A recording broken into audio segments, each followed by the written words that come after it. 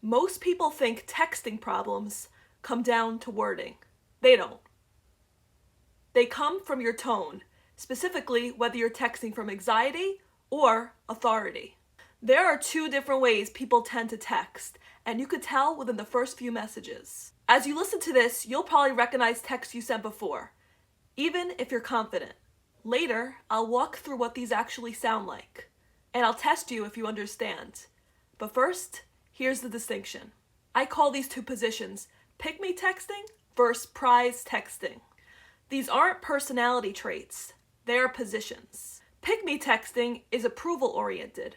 Prize texting is self-contained. When people read your messages, they are not responding to your words. They are responding to the voice from whom the messages came from. Pick-me texting usually isn't intentional. It often sounds polite, considerate, even emotionally intelligent, but underneath it sends a clear signal.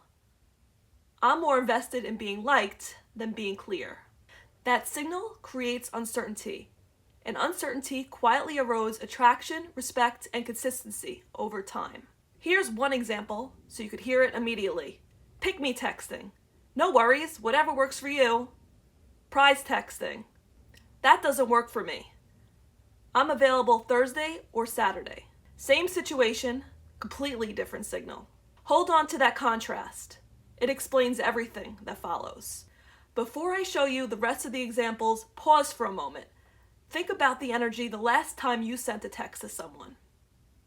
Now listen, these aren't scripts, they're contrasts. In delayed responses, don't say, "Sorry, I've been so busy." Instead, say, "Just seeing this now." In uncertainty, don't say, "Let me know what you want to do." Instead, say, "Let's plan something specific." Notice the pattern. None of the prize responses explain themselves. They don't soften the message. They don't manage the other person's reaction. They state a position. Pick-me texting tries to maintain connection. Prize texting assumes connection and filters for alignment. One negotiates in real time. The other allows responses to reveal information. At this point, the difference should be obvious. Now, listen for tone, not wording. Which category is totally fine, I understand, pick-me or prize? Pick-me. I prefer consistency. Pick-me or prize? Prize. No worries at all. Pick-me. Let's plan something concrete. Prize. Once you hear the difference, you can't unhear it. Texting isn't performance. It's a filter. Clarity doesn't cost you the right person.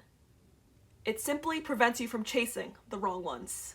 In the next video, I'll explain why the famous advice, "make him chase," doesn't work, and what actually changes the dynamic instead.